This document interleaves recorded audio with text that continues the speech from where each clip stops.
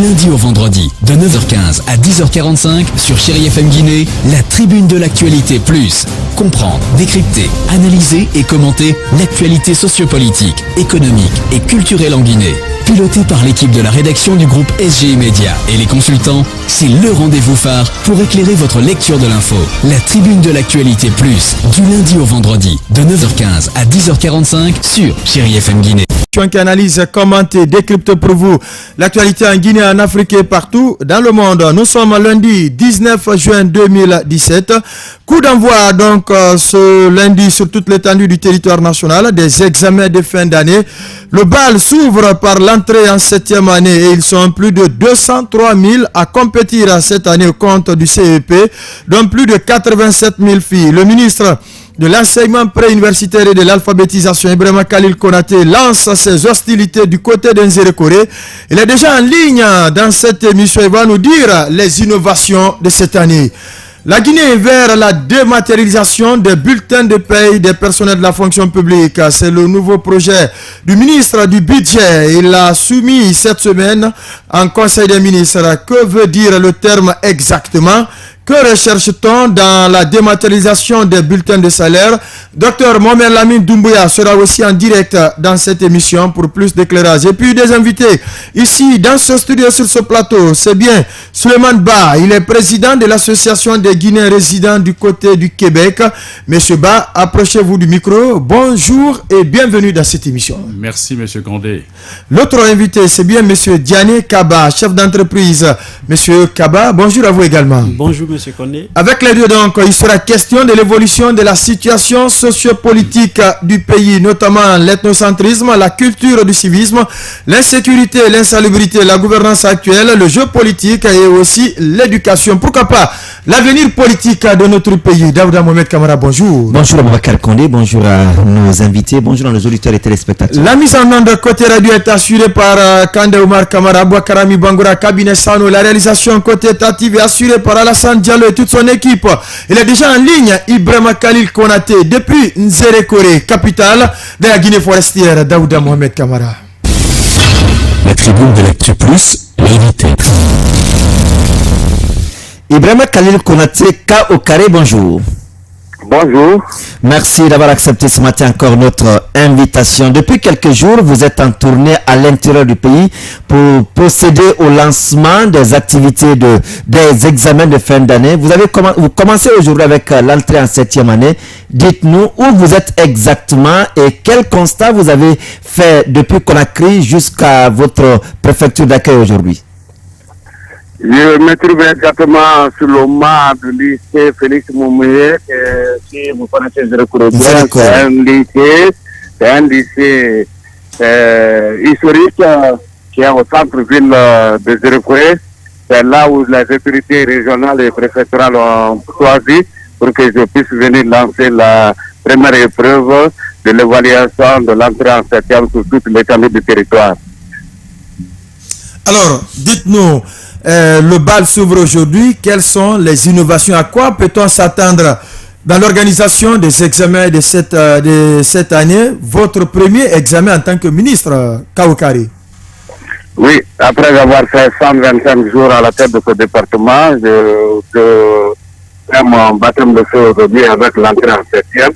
Mais je vous parle que ce processus il a entamé de Farana en passant par Kikidou, Massanta, aujourd'hui c'est à Nzerekore.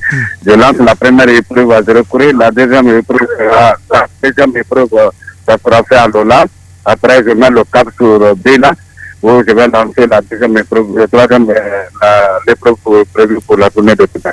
Mais je vous parle que partout, d'abord que cette tournée dans la région forestière a deux raisons.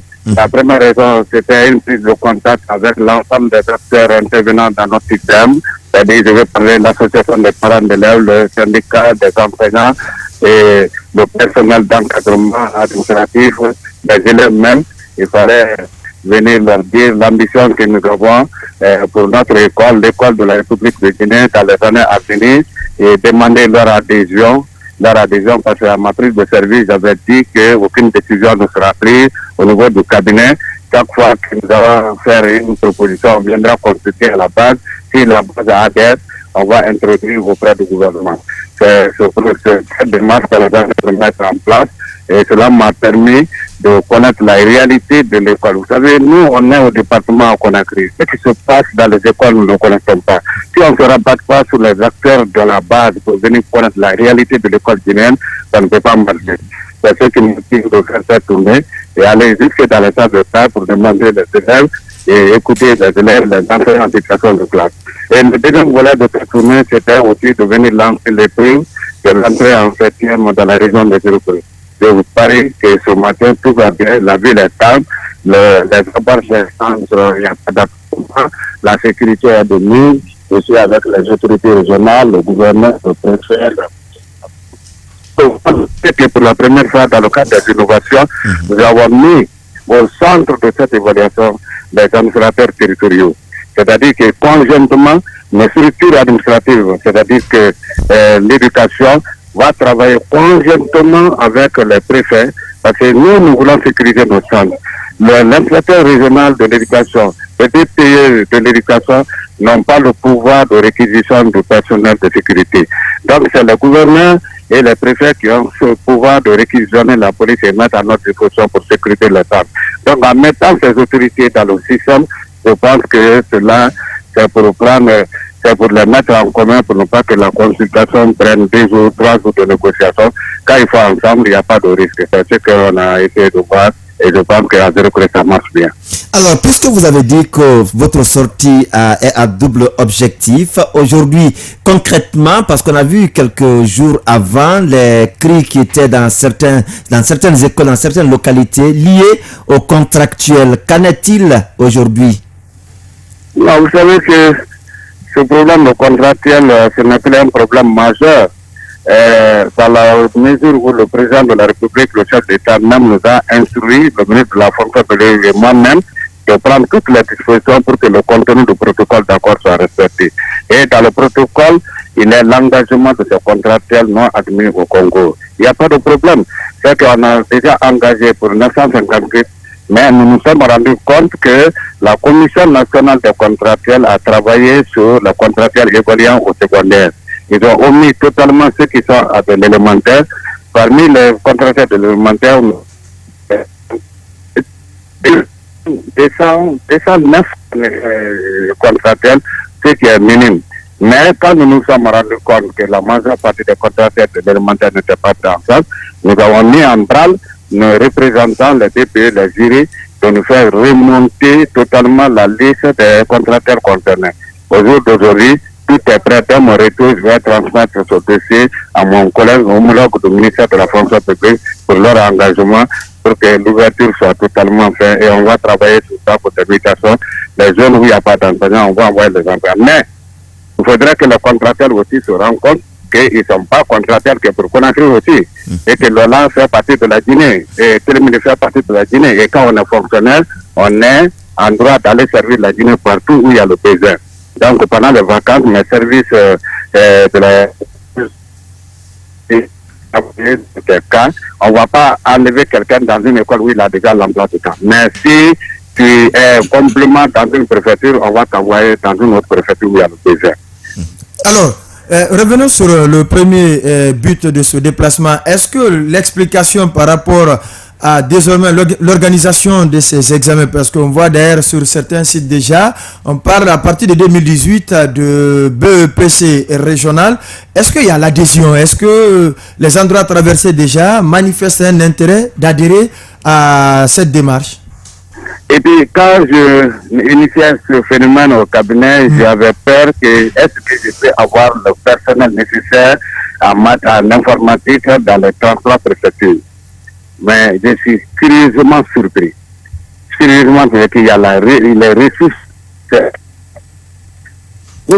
On parle à valoriser la richesse de nos personnels. Aujourd'hui, il y a le potentiel nécessaire au niveau de l'éducation qui peut faire ce travail. Il y a des informaticiens à Lola, il y en a à Kérémé, il y en a partout. Ils sont et puis au sein du ministère de l'enseignement préuniversitaire. Donc aujourd'hui, le dispositif informatique que nous avons mis à la disposition des des différents DPE et DCE. On a envoyé des ordinateurs selon la taille de la préfecture. Le câblage a été fait. On a mis en connexion des centres informatiques. On a nommé les chefs de centres informatiques qui ont été formés, qui sont venus former dans l'OTAN. Au jour d'aujourd'hui, le personnel est déjà assis, n'attend que les copies, n'attend que les relevés des notes pour faire procéder à la saisie. L'année prochaine, on va pour faire le brevet régional. Vous savez ce qui se passe. Les examens régionaux et préfectoraux. Donc, ce n'est pas la peine de prendre les 1400 copies de Lola pour envoyer jusqu'à Conakry, aller faire le travail là-bas et ramener le résultat pour que le DPE de Lola signe. Alors qu'il y a le potentiel qui existe, il fallait un peu de volonté politique. C'est le lieu de remercier le gouvernement qui a mis un moyen à ma disposition. Plus de 2 milliards 500 millions ont été mobilisés pour équiper les 33 préfectures et les 5 communes de Conakry en outils informatiques avec connexion pour faire ce travail. Alors, la dernière question, c'est bien autour des compositions trimestrielles. Vous avez rappelé lors de votre passage, par exemple, à Guékédou, l'ouverture prochaine pour le 15 septembre, l'organisation de la journée internationale de l'enseignement, mais vous n'avez pas encore renoncé aux moyennes annuelles. Donnez-nous un peu les explications autour de ces différentes thématiques, composition trimestrielle. La question là va droit. Donc, vraiment, je suis très content parce qu'il y a une ambiguïté autour de cette question. Allez-y. Il y a une ambiguïté autour de ça. Nous avons supprimé les moyennes annuelles pour qu'elles cessent d'accompagner les enfants aux examens. Les enfants qui sont dans les salles de classe aujourd'hui, les plus petits, vont à l'examen sans une moyenne annuelle. Ils vont avec 0 et affrontent leur examen, ils ont 10, ils passent au collège. Ceux qui sont au collège passent leur BPC sans moyenne annuelle. Ceux qui sont à la rentrée de l'université, on les fait accompagner par 18 de moyenne, 19 de moyenne, 17 de moyenne. Et vous connaissez la formule, c'est la moyenne du bac multipliée par 2 plus la moyenne annuelle qui fait passer mes enfants au bac. Ça veut dire que l'enfant qui a 6 de moyenne, plus 18 de moyenne annuelle, ça lui fait 30 divisé par 3, il a 10, il va à l'université. Est-ce qu'il est parti à l'université avec 10 ou bien il est parti à l'université avec 6 de moyenne au bac? C'est ça le problème. Moi, j'ai dit qu'on avait 3 enfants, on a privilégié un au détriment de 2. Donc, il fallait mettre tous les enfants à la même enseigne pour que la compétition soit rude. C'est tout. Et les moyens annuels ne vont plus accompagner les candidats, mais elle va servir à autre chose. C'est-à-dire qu'on a supprimé l'évaluation mensuelle. En réalité, on n'évalue pas les enfants. Les enseignants nous trompaient et à juste raison, parce qu'ils avaient plus d'un professeur de philosophie qui a 1 heure de temps dans une salle de classe. Pour qu'il y ait 18 heures de cours dans la semaine, il faut 18 salles de classe. À supposer que dans les 18 salles de classe, il y a 100 élèves. On multiplie les 100 élèves par 18, ça lui fait 1800 élèves. Faut-il entrer alors les enseignants se consacraient à la formation et l'évaluation n'était pas appliquée. Et puisque nous voulons orienter la moyenne annuelle autrement, c'est-à-dire qu'à l'ouverture prochaine, la moyenne annuelle va servir à quoi? Elle va servir à être candidat au bac. C'est-à-dire les admis de la 12e année et les redoublants de cette année seront des premiers lors de l'année scolaire 2017-2017. Jusqu'à la composition du premier trimestre, la composition du deuxième trimestre, les 2 moyennes ajoutées divisées par 2, la moyenne obtenue, si c'est égal à 8 supérieur, on vous inscrit sur la liste des candidats. Si tu as 0, tu as 1, tu as 2, tu as 7,99, on t'ajoute, tu vas te préparer pour la session suivante. Donc on ne renonce pas à la moyenne annuelle. La moyenne annuelle va servir à être candidat au bac. C'est ça le problème. Donc elle va faire la décantation. Ibrahima Khalil Konaté Kaoukare, ministre de l'enseignement préuniversitaire et de l'alphabétisation. Un autre ministre est déjà en ligne. Lui, c'est bien, Dr Mohamed Lamine Doumbouya. Puisque vous parlez du gouvernement qui a mis à votre disposition les moyens et le détenteur des moyens, c'est bien lui. Vous lui dites bonjour et puis on continue avec lui directement. Mon jeune frère Doumbouya, je vous remercie. L'argent que tu as mis à ma disposition, que vous avez mis à ma disposition est en train d'être utilisé utiliser à bon escient les surveillants. Oui, mais il faut le saluer d'abord, savoir si vous êtes... C'est une autre expression de la salutation. Il m'a confié une mission, je l'explique d'abord. Après, je vais conclure par une solution. Je suis en train d'utiliser ces moyens financiers à bon escient. Malgré que la presse m'appelle pour que je dise le budget, je refuse catégoriquement parce que c'est un budget prévisionnel que je suis en train de gérer. Monsieur Frère, bonjour. Bonjour, monsieur le ministre. Vous allez bien?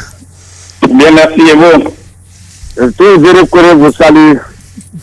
Merci, monsieur le ministre. Je suis content d'entendre que vous utilisez rationnellement les ressources qui sont mises à votre disposition. Mais ça ne suffit pas, hein, monsieur le ministre du budget. Les propos seuls ne suffisent pas. Il faut vérifier. Mais écoutez, vous venez de l'écouter. J'imagine que vous le suivrez aussi dans l'application de ce qu'il est en train de vous dire. Donc, c'est à vous d'aller sur le terrain et tout comme vos collègues, bien entendu, pour vérifier ce qui est en train de se passer. Bien entendu. Merci à vous, monsieur le ministre, et très bon séjour du côté de la région forestière. On va vous suivre durant l'évolution de tous ces examens nationaux sur le terrain. Encore une fois, merci à vous, Ibrahima Khalil Konati. Merci beaucoup, merci. La tribune de l'actualité plus, de 9h15 à 10h45 sur Chérie FM Guinée. On vous l'annonçait également, la Guinée vers la dématérialisation des bulletins de paie des personnels de la fonction publique. Cela veut dire quoi? Il est en ligne, le ministre du budget, Dr Mohamed Lamine Doumbouya. Daouda Mohamed Kamara. La tribune de l'actu plus, l'invité. Dr Mohamed Lamine Doumbouya, bonjour. Bonjour monsieur. Vous êtes le ministre du budget. C'était au conseil des ministres la semaine dernière. Vous avez soumis à l'appréciation ou au soutien du conseil la dématérialisation des bulletins de paie des salariés de la fonction publique. Qu'est-ce que vous appelez dématérialisation des bulletins de paie? Écoutez, la dématérialisation des bulletins de paie consiste à offrir aux différents fonctionnaires ou de façon générale les agents de la fonction publique des versions électroniques de leur bulletin de paie. Donc, c'est une façon de simplifier en fait tout le processus. Vous savez, il y a quelques mois, dans le cadre des échanges avec la partie syndicale, un des points concernait justement les retards accusés dans la mise à disposition des bulletins de paie. Donc, et partant de ce constat et aussi compte tenu des différents coûts associés à la production de ces bulletins, on est parvenu à l'idée qu'il faut aller vers une dématérialisation pour simplifier en fait tout le processus. Oui, mais oui, allez-y. Oui, effectivement, vous en parlez tout à l'heure. Vous dites que ça va être économique parce que ça va diminuer les coûts. Mais de l'autre côté, est-ce que tous les fonctionnaires guinéens qui sont fichés chez vous ont accès à l'Internet aujourd'hui? Parce que vous avez parlé d'un outil informatique. Alors, écoutez, un bulletin de paie est produit, un seul, à hauteur de 800 francs guinéens. Et on a à peu près un peu plus de 100 000 fonctionnaires en Guinée. Et l'autre élément aussi, nous sommes conscients que tous les fonctionnaires n'ont pas pour l'instant accès, notamment ceux qui sont à l'intérieur, dans certains cas en tout cas. Donc, mais des réflexions sont en cours pour permettre justement l'amélioration de l'accès à ces produits. Vous savez que à la fin de chaque mois, les agents sont obligés de venir jusqu'à Conakry pour prendre ces documents et les transporter à l'intérieur. Alors qu'il y a possibilité, par exemple, de mettre en place des postes accessibles à Internet à l'intérieur de la préfecture et d'envoyer des bulletins de toute une préfecture à travers ce poste et il revient aux responsables des ressources humaines de la place de pouvoir les imprimer et mettre à la disposition, par exemple, de différents fonctionnaires concernés. L'idée, c'est de faire en sorte que non seulement on puisse accéder au bulletin à temps, mais aussi, s'il y en a qui ne veulent même pas aussi avoir une version imprimée du bulletin, parce que parfois, l'agent, il a juste besoin de savoir est-ce que le montant qui est inscrit sur le bulletin de paie est effectivement le montant auquel il a droit. Donc, même un smartphone, un téléphone, un smartphone peut lui permettre d'avoir cette information sans qu'il n'ait besoin de l'imprimer.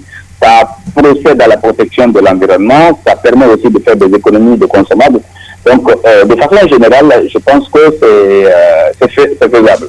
Donc, c'est pourquoi aussi nous sommes donné une période de transition qui va jusqu'à la fin du premier trimestre 2018, au cours desquels tous les process seront mis en place pour simplifier et faciliter l'accès à ces produits, à nos agents. Alors, l'autre question qu'on va vous poser, ce n'est pas lié directement à la dématérialisation. Parce que c'est pas facile de vous avoir. Voilà, c'est pas facile de vous avoir. C'est bien autour, aujourd'hui, de la taxation au niveau de Frigia, parce que beaucoup pensent que Rusal profite aujourd'hui de la souffrance de la Guinée pour que cela ne soit pas imputé à l'importation de leur matériel. Qu'en est-il de leur côté aujourd'hui? Écoutez, la question de Frigia, encore une fois, j'ai eu l'occasion de le préciser à nos honorables députés, c'est qu'il y a différentes raisons qui justifient aujourd'hui que le gouvernement s'engage dans la relance de Frigia. Il y a la raison certes économique, fiscale bien sûr, mais il y a des raisons sociales aussi qu'il faut intégrer. D'ailleurs, beaucoup plus. Justement, quand on voit ce qui se passe, ce qui s'est passé à Frigia, quand on voit les familles qui ont été affectées par cette situation, l'éducation, la santé et autres valeurs, en tout cas autres conditions de vie qui ont été dégradées, on ne peut que se presser de relancer ou de voir relancer cette usine. Ça, c'est une chose. L'autre chose aussi, contrairement à ce qui est en train d'être dit, on n'a fait que reconduire le régime fiscal auquel Frigia avait besoin et qui prévalait depuis 1995. C'est le régime fiscal de 1995. Il arrivera un moment d'ici 5 ans où on va s'asseoir avec les responsables de Rusal, la direction de Rusal, pour qu'on puisse revoir, si nécessaire, en fait, le régime fiscal. Mais dans un premier temps, la politique, ce n'est pas de déposséder Rusal et faire gagner l'État. Mais d'abord, il faut relancer l'usine. Vous savez que cette usine d'aluminium, c'est la seule que nous avons ici, en Guinée. Donc, on veut tout ce que on transforme une partie de nos ressources, en fait, ici, sur place. Donc, l'usine là nous offre cette occasion-là. Ça, c'est une chose. L'autre chose aussi, il ne faut pas voir aussi ce que rien que les taxes que l'État collecte. Il y a aussi les milliers de petites entreprises qui sont créées autour de l'usine et qui doivent permettre aussi de créer des emplois, de générer des revenus. Donc, et autant l'économie gagnera, autant le social aussi s'en trouverait ici renforcé. Alors, le régime de 1995 n'intégrait pas un certain nombre en fait, de vocables. Aujourd'hui, on parle de TVA. Mais avant, on parlait de la taxe sur le chèque d'affaires. Donc, on ne peut pas valider ce régime de 1995 sans actualiser. Donc, c'est ce travail d'actualisation que nous faisons. Et je tiens à préciser aussi qu'il n'y a pas eu de congé fiscal. C'est-à-dire que dès lors où l'usine commence à travailler, immédiatement, l'usine est assujettie à l'impôt sur les sociétés, sur ces bénéfices-là. Donc, ça veut dire qu'il n'y a pas de transition, contrairement aux entreprises qui viennent et qui bénéficient d'une période de congé fiscal avant de commencer leur exploitation. Ça, c'est une chose. L'autre chose aussi, l'usine, normalement, la taxe communautaire passe autour de 500 à 600 à 950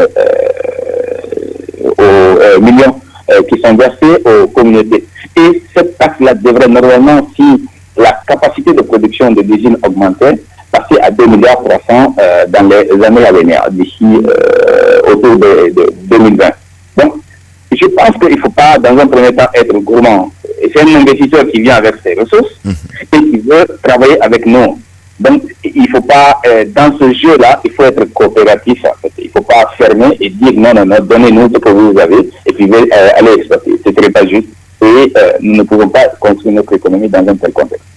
Peut-être la dernière question, c'est bien l'achat cette année des vignettes. Cette fois-ci, une autre mesure a été prise par votre département. Qu'en est-il aujourd'hui? Est-ce que les résultats escomptés sont probants sur le terrain ou comment la situation évolue? Écoutez, le mois viendra où on rendra certainement compte de ce qui a été fait. Oui. Mais d'ores et déjà, je peux vous dire que le résultat est très satisfaisant. Avant, on commandait à peu près 360 000 vignettes pour une recette inscrite dans la loi de finances qui était de l'ordre de 10 milliards. Donc aujourd'hui, nous sommes à peu près à 68 000 vignettes vendues et on a à peu près 17 milliards de collectés. Donc on a nettement dépassé. Et nous espérons qu'on a encore quelques jours avant la date limite, le 28 juin prochain, nous espérons que d'ici là, les recettes devraient normalement continuer à augmenter. Notre objectif, c'est de sécuriser les recettes publiques. Au-delà de tout ce qui est comme polémique, et nous mettrons toute la documentation qu'il faut à la disposition de qui le demanderait. Nous voulons que les recettes publiques, tout argent qui revient à l'État et qui est payé par un contribuable, arrive effectivement dans les comptes de l'État. C'est ça notre souci. Et aujourd'hui, cette initiative, qui se fait d'ailleurs partout, dans la plupart des pays qui ont réussi à sécuriser les recettes publiques, c'est ce qui se fait. Donc, il n'y a pas de raison que nous ne fassions pas la même chose ici. Donc, le moment venu, certainement, on se positionnerait sur la place publique pour débattre avec qui le voudra et avec le résultat. Mais pour l'instant, je peux vous dire que nous avons bien fait, vraiment bien fait d'opter pour cette procédure. Monsieur le ministre, tout au début, vous étiez très accessible. La preuve, on a fait une première émission dans ce studio, sur ce plateau. Ces derniers temps, c'est très difficile. Est-ce votre agenda ou quoi? Je ne suis pas la presse. Je ne suis pas la presse, surtout pas parce que vous êtes, si vous voulez, le relais des initiatives que nous entreprenons. Vous êtes ceux qui sont censés informer nos populations. Donc, je ne peux pas vous dire. Seulement, les contraintes d'agenda auxquelles je suis assujetti sont difficiles pour moi d'être accessible quand vous le voulez. Donc, j'espère que vous comprendrez ça dans ce sens. Et moi aussi. D'ailleurs, la preuve est que vous voulez que cette émission se déroule la semaine dernière, mais ça n'a pas pu se faire. C'est moi qui vous ai envoyé un message pour vous dire qu'on peut le faire en début de semaine. Tout à fait. Donc, c'est pour vous dire. Donc, dès que je suis accessible, dès que j'ai un agenda flexible, je me montre accessible. Donc, j'espère que vous le comprendrez aussi dans ce sens-là. Non, c'est compris, mais peut-être que après le Ramadan, on veut avoir le ministre ici pour discuter de tous ces aspects de long en large pour que les auditeurs aussi vous posent quelques inquiétudes leur concernant. Je souhaite que mon agenda le permette. On le souhaite également. En attendant, merci à vous d'être passé dans cette émission. Je rappelle que vous êtes Dr Mohamed Lamine Doumbouya, ministre du Budget. Portez-vous bien, monsieur le ministre. Merci à vous aussi. Bonne journée.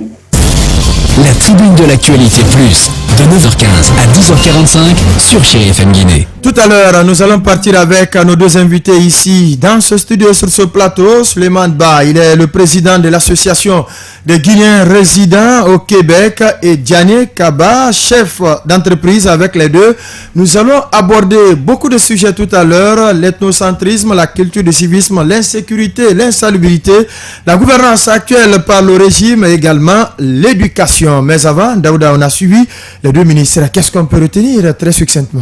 Oui, c'est qu'on peut retenir d'abord avec le ministre Kao Kare, le ministre de l'enseignement préuniversitaire. Il faut déjà saluer les engagements du département à aller plus à la qualification du système éducatif. Et je crois aujourd'hui, on l'a dit, qui en attend besoin. On l'a dit, on l'a répété plusieurs fois d'ailleurs. Et aujourd'hui en Guinée, on a l'impression qu'on consacre tous les efforts autour des examens, alors que les examens ne constituent dans un cycle qu'une étape, dans un cursus. Ce n'est pas le processus en soi, mais c'est une finalité d'un processus. Si le processus au départ est biaisé, il ne faut pas s'attendre à des résultats concluants à l'arrivée. Parce qu'aujourd'hui, on fait croire aux gens qu'il y a eu beaucoup d'admis. Pendant ce temps, les admis, ils ne sont pas admis, ce sont des admis politiques, mais pas des admis réels. Il n'y a aucune qualité, il n'y a aucun niveau qui puisse nous permettre aujourd'hui de dire que nous pouvons être fiers de nos admis, parce que ça c'est aussi bien à l'élémentaire, au secondaire qu'à l'université aujourd'hui. On peut retrouver un bachelier qui rentre fraîchement à l'université, vous lui demandez de vous rédiger une demande manuscrite, mais vous lui avez donné une montagne à déplacer. Oui. Et je crois qu'il y a lieu de travailler plus, de révisiter plus et de travailler plus sur le processus que d'aller consacrer tous les efforts, tous les moyens à la conclusion qui est un examen. Et si on ne travaille pas dans le processus sur la chaîne, on ne peut pas s'attendre quand même à des bons résultats, des résultats quand même qui peuvent être des résultats qui nous permettent de se sentir fiers de notre système éducatif. C'est important. Et de l'autre côté, avec le ministre du budget, je crois, aujourd'hui, on est en train, là également, d'aller vers des innovations. Et ces innovations, il faut aussi que la population, les citoyens qui sont les cibles principales de ces innovations, partent aussi avec le système. Si le système est plus en avance que les citoyens cibles, ça veut dire qu'on arrivera à un résultat, on se demandera qui est avec nous. Parce que si on parle aujourd'hui de la dématérialisation, par exemple, des bulletins de paie, je ne crois pas que cela soit mauvais en soi.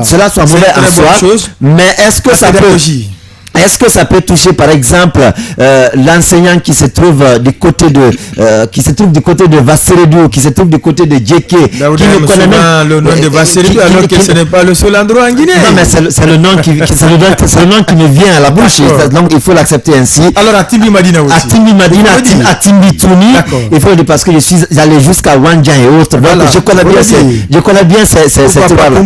Alors donc ce n'est pas pour ces enseignants qui sont dans ces localités reculées. Et dans ces localités reculées, il faut aujourd'hui aller vers un système qui permette à chacun, sur tout le territoire national, un système global de se sentir intégrateur, qui se sente aussi intéressé par le système. Si le système arrive, lui, il n'est pas dans la même dynamique que le système, ça veut dire qu'on aura encore beaucoup à faire et ça doit nous amener à beaucoup plus travailler. En tout cas, ce qui se fait pour moi, sans moi, c'est contre moi, disait l'autre. À présent, on va se tourner vers les deux invités ici dans ce studio. On va aller d'abord avec M. Ba. Vous avez écouté avec nous les deux ministres. D'abord, celui de l'enseignement préuniversitaire. Qu'est-ce que vous avez retenu de leur passage? Ensuite, celui du budget. Oui, merci M. Condé. C'est des belles interventions. Ce que j'ai retenu avec le ministre, le premier, je pense que oui, il faut mettre l'effort sur la qualification des élèves qui passent le BEPC. Mais il y a des préalables, comme l'a dit votre collègue, en fait. La qualification, c'est la base, en fait, de toute éducation bien réussie.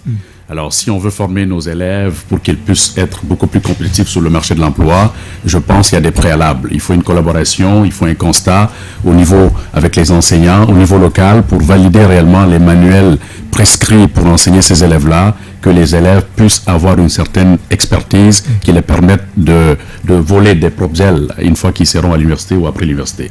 Alors, oui, la sécurisation, oui, un système beaucoup plus adouci, mais je pense aujourd'hui, le constat que je regarde, comme l'a dit votre collègue, c'est une question de processus et d'expertise de ces enseignants en fonction des outils qu'ils ont pour bien éduquer, adapter les étudiants, les élèves, dans une perspective d'employabilité future et compétitive sur le marché de l'emploi à long terme. Donc ça, c'est mon premier constat. Au niveau du deuxième, M. Doumbouya, oui, il faut essayer d'informatiser, comme on appelle, les relevés de paye des fonctionnaires. Oui, bien sûr, c'est une bonne idée parce que ça permet, d'une part, c'est quasiment écologique. Ça, c'est le premier point, mon premier constat. Ouais. Deuxièmement, est-ce que les Guinéens sont rendus avec tout le système de communication dans notre pays en matière d'infrastructure d'avoir accès à ces outils-là? Je suis parfaitement d'accord d'avoir une version papier électronique, mais je pense qu'il y a des préalables. Donc, je pense, oui, il y a des belles intentions, il y a des belles idées, mais à mon avis, est-ce que il y a d'abord une question d'éducation à ces fonctionnaires-là, du contenu de leur paye, de comprendre réellement c'est quoi les avantages sociaux qu'ils touchent, qu'est-ce qu'ils payent, comment ils sont rémunérés, avant de penser à investir beaucoup de milliers de dollars dans ces idées-là. C'est pas mauvais en soi, mais je pense qu'il y a des priorités à mettre en avant. Et des préalables. Justement, c'est ça. Ouais. Oui, monsieur Kaba, vous aussi. Oui. Par rapport aux actions entreprises par nos ministres, la dématérialisation, j'ai trouvé que la portée n'est pas tellement par rapport à d'autres priorités. Si je comprends le process d'imprimer ceci, on ne veut pas imprimer papier, mais on dépense beaucoup sur le temps du transport des papiers jusque là-bas, la logistique, mais au final, on envoie la version électronique qui va encore être imprimé. Donc, un papier au départ, ça va être un papier à l'arrivée. Je m'attendais à un système de filtre. On dit, par exemple, on imprime à la demande à l'arrivée, quoi. Si on doit imprimer tout, c'est bien possible. Oui, voilà. Oui. Mais si ça doit être réimprimé là-bas, bon, on gagne sur la logistique. Voilà, ça décongestionne quand même. Voilà, sur la logistique. Sinon, c'est une très bonne action, le fait de penser déjà à la nature et à penser à diminuer les coûts, tout ça, ça c'est vraiment intéressant. Par rapport à l'éducation, ça c'est un certain point qui nous interpelle. Oui, on va aller dans Damolet Camara. Premier point à inscrire à l'ordre du jour, l'ethnocentrisme qui passe son plein aujourd'hui à Conakry. Oui, est-ce que vous vivez à l'extérieur du pays? C'est vrai, vous êtes parti de la Guinée, vous observez, vous avez un regard pointu sur la Guinée, où que vous soyez. Est-ce que ce concept d'ethnocentrisme aujourd'hui, pour vous, en Guinée, est une réalité? Oui, et c'est une réalité. Et je pense qu'on le voit tous, tout le monde le voit, mais des fois, il n'y a personne qui ose le dénoncer. C'est le paradoxe. C'est le paradoxe. Et il faut le dénoncer, il faut le dire, il faut le combattre, il faut le réformer. Parce que la Guinée, il n'y a aucune personne qui vient de Fouta, de Zéro-Kodé, de Yomu, qui a un passeport de Yomu. On a tous un passeport guinéen et on est fiers de l'être. C'est le dénominateur commun. Excellent. À l'étranger, on parle de l'arme politique, c'est l'immigration. Ici, en matière politique, l'arme, c'est l'ethnocentrisme, parce qu'on concentre tout un minuscule d'individus qui gèrent un système et qu'au fond, on ne donne pas l'accès à des gens qui sont créatifs.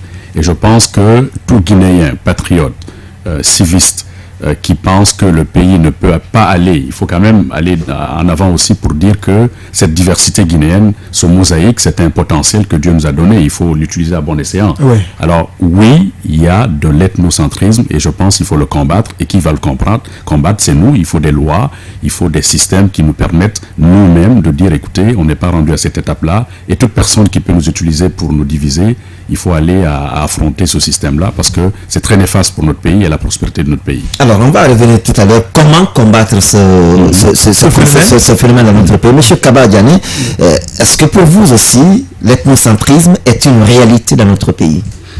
Oui, c'est une réalité. Hein. Quand on observe tout à l'heure, on voit qu'il y a vraiment l'ethnocentrisme, mais ce n'est pas aussi, l'impact n'est pas aussi comme on a l'impression au fait. Hein.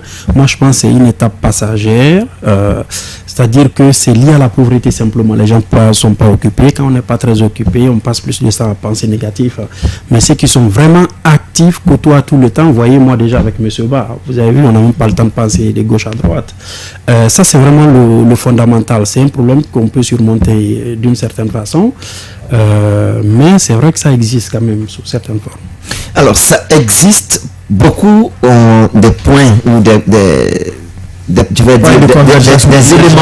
des éléments qui expliquent l'ethnocentrisme aujourd'hui dans notre pays. M. Kaba vient de relever un élément qui est la pauvreté, mais pour beaucoup d'autres aussi, la politique aujourd'hui c'est elle qui exhibe l'ethnocentrisme dans notre pays. Sinon, les Guinéens au départ, dans les quartiers, sont vraiment des Guinéens frères et sœurs, tant que la politique n'est pas là. Mais dès que la politique intervient, les Guinéens deviennent 2 Guinéens, 3 Guinéens ou 5 Guinéens.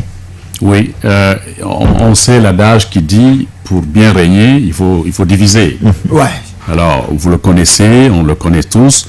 Je pense que si moi je veux bien gouverner, je vais dire que les 2 collègues, il y a quelqu'un en arrière et puis on va essayer d'infiltrer des gens, c'est ça. Oui, la pauvreté, je pense que quand les gens ne sont pas occupés, qu'est-ce qu'ils font? C'est de placoter et puis de perdre du temps et de chômer. Est-ce que je peux les condamner? Non, pas nécessairement, parce qu'un État de droit a des préalables dans une perspective de bâtir un État juste, équitable, avec des valeurs de liberté individuelle, de justice sociale et d'équité de développement économique. Il y a des préalables que l'État doit faire pour occuper les gens. On a parlé d'éducation, on va en parler tantôt.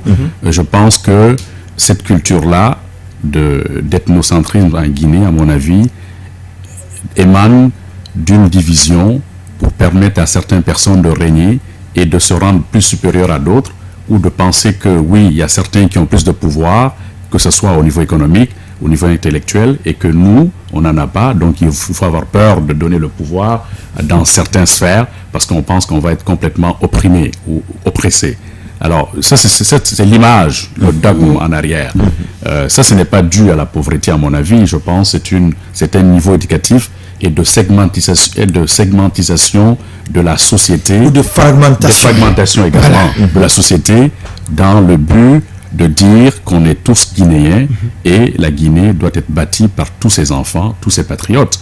Et que tu sois rouge ou pas, il faut amener une culture de méritocratie. Le meilleur qui gagne. La culture du mérite. Il n'y a pas de culture de favoritisme politique dans une perspective de briguer des postes de responsabilité parce que c'est mon frère, c'est ma tante, etc., etc. Alors, c'est mon constat. Il y a des façons de lutter contre ça. Et je pense qu'on reviendra tantôt dans les différentes pistes de solutions. Monsieur Kaba, la pauvreté, on en est conscient, ça nous amène à parler de n'importe quoi, de tout et de rien. La politique également, Monsieur Bala dit, pour régner, il faut diviser. Est-ce que la pauvreté, au lieu de nous aider à nous développer, en se consacrant, à nous divisant, ne nous amène-t-il pas à être plutôt plus pauvres que de penser à la richesse? Vous savez, en termes de responsabilité des politiques, par exemple, moi je ne crois pas que quelqu'un qui gouverne déjà ait intérêt à diviser. Je ne crois pas, puisqu'il n'aura plus de personnes à commander après. De ce point de vue, il faut se situer du côté des gens qui cherchent à accéder au pouvoir. C'est ma façon de voir. Puisqu'il faut réfléchir techniquement, apporter des choses. À défaut de ça, il faut faire des trucs populaires. Mais il y a une volonté de se maintenir aussi. De se maintenir, de préserver son pouvoir. Par des méthodes un peu orthodoxes. Oui, mais on se maintient par une force. Et quand on divise, la force là, elle est faible. Donc logiquement, ça n'a pas de sens. D'accord. Okay? Même quelqu'un qui est, à mon sens, qui est ethnocentrique, même s'il accède au pouvoir, il a tout intérêt à rassembler, tout naturellement même. Donc, de ce point de vue, s'il faut situer la responsabilité, c'est au moment où les gens accèdent au pouvoir. Okay? Comme c'est difficile de proposer des choses, voilà, ça peut être ça. Je ne dis pas que c'est ça, mais s'il faut interpréter du côté politique, moi je le place sous cet angle-là. Du point de vue de la pauvreté, pourquoi j'ai insinué ça, les politiques font quoi? Ils vont parler, les gens réagissent. Okay? Et si ces personnes qui réagissent là, ça dépend de leur état d'âme. Ok, donc en fonction de la pauvreté, de comment ils sont, ils deviennent manipulables. Mais quand on est occupé, on a beaucoup de choses à perdre. On ne fait pas certains trucs. D'accord. Okay. On va avancer là. Il y a l'ethnocentrisme, mais il y a aussi le régionalisme, il y a le rôle que jouent les coordinations nationales, les coordinations régionales. Quand vous partez en Haute-Guinée, en Guinée forestière et aujourd'hui en Basse-Guinée, partout, il y a ces coordinations aussi qui parfois s'invitent dans le débat politique. Quel regard portez-vous sur le fonctionnement des coordinations régionales aujourd'hui dans notre pays? Mais je pense que ça a toujours été un outil. C'est des cellules de plateforme électorale que j'amène de cette initiative. Oui, ces gens-là, ils sont là pour travailler pour un système qui est là, et puis c'est comme ça. Ça a toujours été comme ça. Je pense que quand on veut décentraliser un État et qu'on a une sphère bien définie, c'est plus facile, à mon avis, de dire que ces gens-là travaillent pour le bien collectif. Mais ce n'est pas le cas. C'est tout malheureusement, c'est mon constat. Quand on va au Sénégal, il y a des confréries qui sont très implantées, très cimentées, qui aident d'ailleurs le pouvoir à satisfaire les populations au Mali également dans d'autres pays, à maintenir la quiétude sociale. Mais chez nous, pour beaucoup, comme vous l'avez dit, nos coordinations sont plutôt au service du pouvoir en place ou aux côtés d'une force politique dont on a l'impression être forte pour se permettre d'être à une place demain lorsqu'il sera au pouvoir. Est-ce qu'aujourd'hui en Guinée, M. Kaba, pour vous, on a besoin de coordination régionale en l'état actuel de notre pays? Pour être franc, je ne connais pas comment la coordination en place fonctionne réellement, pour ne pas répondre à côté. Okay? Mais ce qui est certain, il faut de la décentralisation. Bon, les deux coordinations les plus en vue aujourd'hui, c'est la coordination de Mandeng et Alpla. Justement, c'est les deux. Dès qu'il y a un problème à l'UFDG, parfois on arrive à la coordination Alpla pour trouver une solution. Et inversement au niveau du RPG. C'est le Mandeng. Il y a la Basse-Côte aussi qui la Basse-Côte, la Cobag aussi, justement. Avec le Kuntigi. Le Kuntigi, chéri. Village Seruna. Voilà. Vous savez, pour comprendre vraiment l'efficacité de ça, il faut savoir le fonctionnement, le mécanisme de fonctionnement, sur quoi ils vont se baser, par exemple, quand il y a un problème, sur quoi ils vont se baser quand il y a réunion, pour dire oui, alors dans ce sens ou dans ce sens. C'est ça la technicité de la chose. Mais apprécié par l'aspect extérieur comme ça, on risque de vraiment répondre à côté. Vous comprenez? C'est pourquoi je me réserve de répondre à cette question-là, puisque je n'ai pas de connaissance du fonctionnement. Alors, qu'est-ce qu'il faut pour lutter maintenant contre l'ethnocentrisme ou le régionalisme?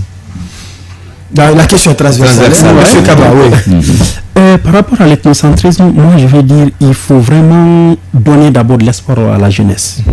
C'est vraiment l'arme. On sent aujourd'hui les jeunes, ils ont vraiment l'énergie à donner, mais ils ne sont pas dans un canevas.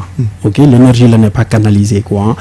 La première des choses, si on ne peut pas leur donner tout de suite, il faut leur montrer quelque chose à l'horizon. Ils voient, je cours derrière la chose là. Donc il faut les intégrer dans un programme. Et ces programmes-là, aujourd'hui, on entend aussi qu'il arrive l'employabilité des jeunes. Ils ont des jeunes en Guinée, c'est pas parce qu'il n'y a pas des choses qui sont faites, mais parce qu'il y a des canaux pour la mise en place de cela qui pourraient poser déjà problème. Donc de ce point de vue-là, moi je dirais, aujourd'hui s'il y a des actions qui viennent, mieux vaut passer par des organes extérieurs, même si c'est des cabinets, pour que ça puisse toucher la jeunesse. Nous, récemment, on a un cabinet de consultants par exemple, où on est en train d'imaginer, même avec M. Ba, un programme où on insère les jeunes, on prend des groupes de jeunes qui sont déjà recensés comme demandeurs d'emploi, on les prend, on les forme par exemple à la création de ONG, mais qui sont productifs, un nouveau concept d'économie. En même temps, c'est une ONG, mais une ONG qui produit, comme une entreprise normale. Et après, ils se dégagent des salaires dans cette ONG-là, voilà, dans leur production. On accompagne une dizaine, on appelle des bailleurs de fonds, ils soutiennent les projets devant ces gens-là. Si les projets tiennent la route, ça peut aboutir à la création d'entreprises. Quand les jeunes sont dans des processus comme ça, c'est un exemple que je donne. Quand ils sont dans un processus comme ça, tous les matins ils se lèvent, ils savent qu'ils courent derrière quelque chose. Ils ont où aller. Ils ont où aller. L'esprit occupé. Voilà. Et vous allez voir dans ces groupes de gens-là, ils vont être à 10, 15 comme ça, et puis ça va fonctionner. Et moi, chez moi, je suis entouré, c'est vraiment un mix, quoi. On ne sent même pas la différence, on travaille ensemble. Puisque tout le monde est occupé, quoi.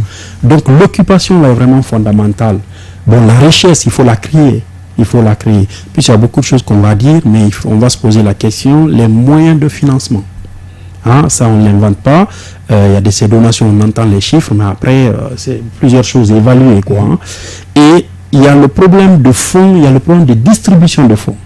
Donc, même si on met des milliards aujourd'hui pour soutenir l'éducation, après, le problème de comment utiliser va se poser.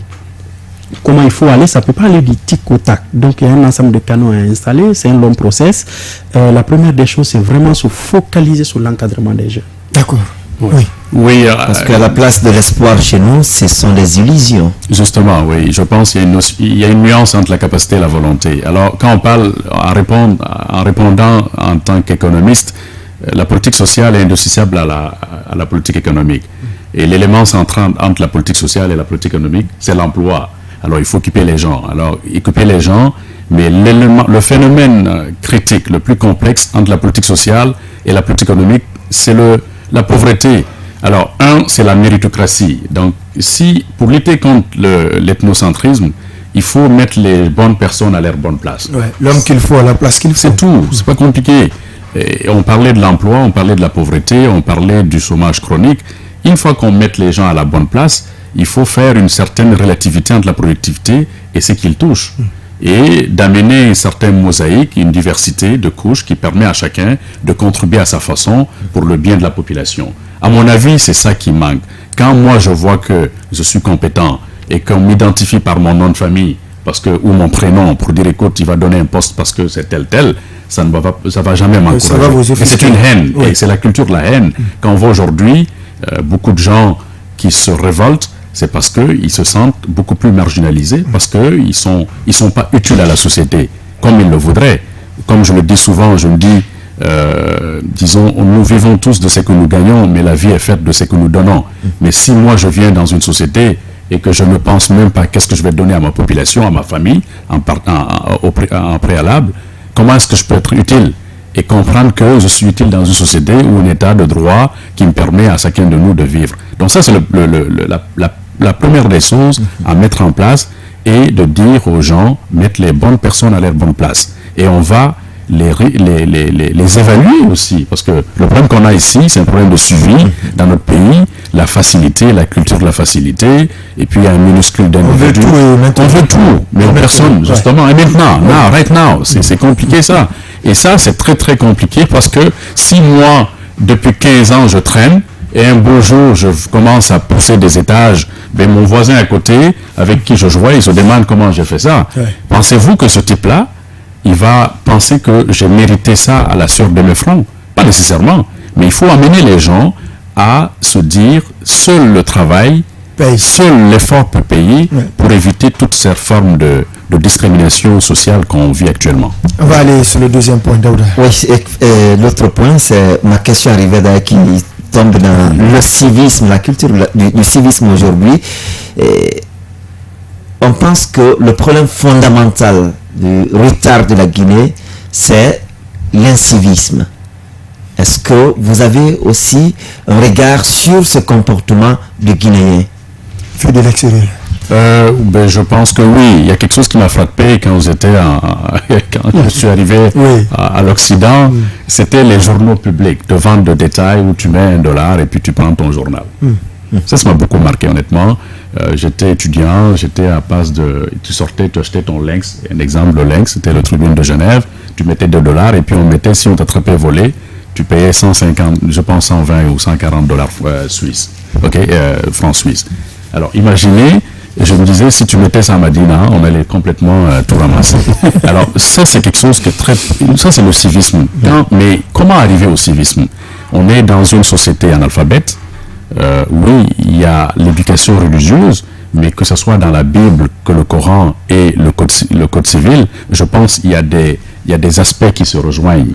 Il n'y a aucune des valeurs universelles qui ne condamne pas le vol, le comportement décent, et etc. Indécent, le comportement indécent. Ok. Donc vous comprenez que pour moi, le civisme, c'est une habitude, c'est quasiment comportemental.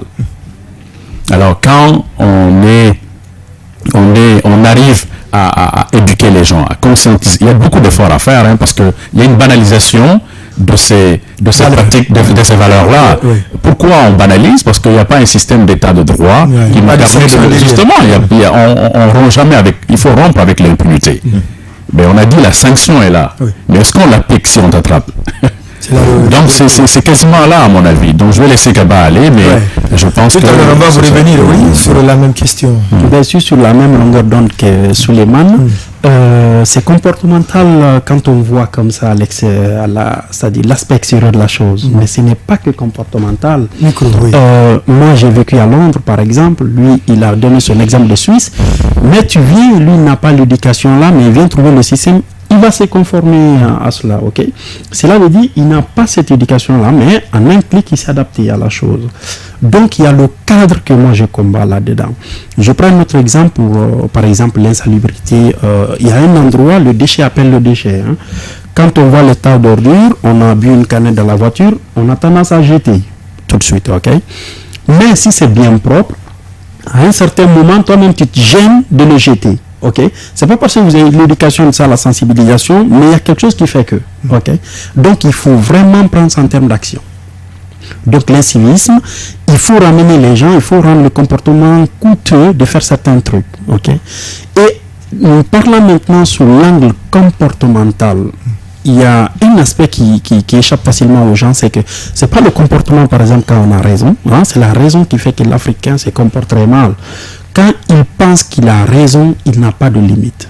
Au fait, l'intégrité, tout, c'est quand effectivement je pense que j'ai raison, comment je me comporte. Ok, ça manque beaucoup. Le jour que la plupart des gens vont comprendre ça, qu'on peut dire pardon à quelqu'un même quand on a l'impression d'avoir raison, ça va vraiment faire avancer les choses du point de vue comportemental. L'ego, voilà. Voilà. Mais là, dès que vous descendez tout de suite dans la circulation, la première des choses à laquelle vous êtes frappé, c'est l'anarchie.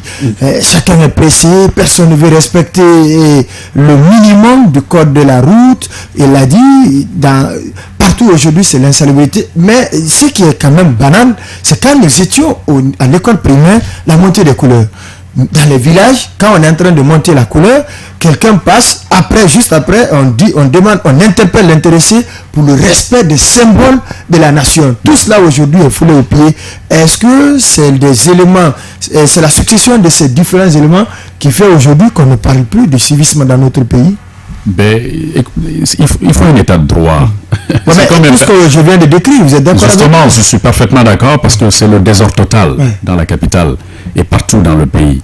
Il y a aussi l'oppression, il y a disons, j'appelle ça comment, le trafic d'influence. Quand je suis plus fort, il y a que l'on n'entend. C'est qui je suis? Justement, c'est ça. Donc vous comprenez mon numéro. Justement, prends mon numéro à la présidence. Dis ça, madame. Tu vois, donc c'est très très basique pour moi. Je pense que quand tu es un chef, quand tu es un leader, quand tu es en avant d'une troupe, il faut que tu donnes toi le bon exemple. Il n'y a pas de modèle dans notre pays. Il y en a eu. Et on est fiers de ça à l'étranger, à mon avis. Je pense qu'il ne faut pas avoir peur de dire la vérité. Mais aujourd'hui, quand on parle de l'insalubrité, moi, en tant que citoyen, je prends ma banane après avoir consommé, je jette ça dehors. Mais si les structures sont là, si l'État a mis les préalables nécessaires et que on nettoie les routes et qu'on mette les outils nécessaires pour ramasser les poubelles, cette infrastructure est là, ce ramassage, ce dépotoir est là, je pense que ça peut amener. Mais il n'y a personne qui donne l'exemple. Le peu de gens qui le font, ils sont découragés parce que moi je dis souvent, il y a deux types de gratification, c'est l'encouragement et la reconnaissance. Oui. Mais s'il n'y a pas les deux parties, il n'y a personne qui va le faire. Alors là, il faut quelqu'un qui se sacrifie pour donner le bon exemple. Mais est-ce qu'on a ce bon exemple? C'est la question que je me pose. Quand je suis flic, quand je suis policier, je passe, je fais les sens interdits et puis je vais dans le sens contraire. Il faut un minimum. Et je pense que cet exemple, un état de droit, c'est de rompre avec l'impunité. Que tu sois, n'importe qui, la loi est là, il faut l'appliquer. Il faut que la loi prenne autorité sur tout ce qu'on fait. Le jour où on aura ça et que l'État investit le minimum qu'il peut en partenariat public-privé, et on pourrait amener les gens à se comporter et à se responsabiliser parce qu'on est tous dépendants, on arrive à un certain niveau, on quitte nos parents, on devient indépendant, on fonde une famille et après c'est l'interdépendance. Mais si on revient toujours dans un système où on n'a plus confiance en système, je pense que c'est difficile de sortir de ce... Ça n'a rien à voir avec l'analphabétisme. Je pense que tu montres à quelqu'un quoi il fait, il va le faire. Mais si tu me dis, voilà la sanction, dans toutes les langues nationales, il ne va pas le faire. Et c'est là... que cette sanction soit aussi appliquée. Mais non, il faut que la loi prenne autorité, surtout. Et l'état de droit, les institutions respectent ce qu'il faut faire. Et ça, il y a beaucoup de banalité parce qu'on a beaucoup de salala Mamadou, écoute, tu fais une erreur, tout le monde vient te demander des excuses, ils vont passer par ton père, ils vont passer par ta mère, par l'imam du quartier. Oui, c'est des bonnes valeurs, mais je pense qu'on ne peut pas construire un État-nation dans cette façon-là. Et on a vu le premier régime au temps de Sékou. Je ne dis pas qu'il y a des mauvaises choses, mais il y a beaucoup de choses.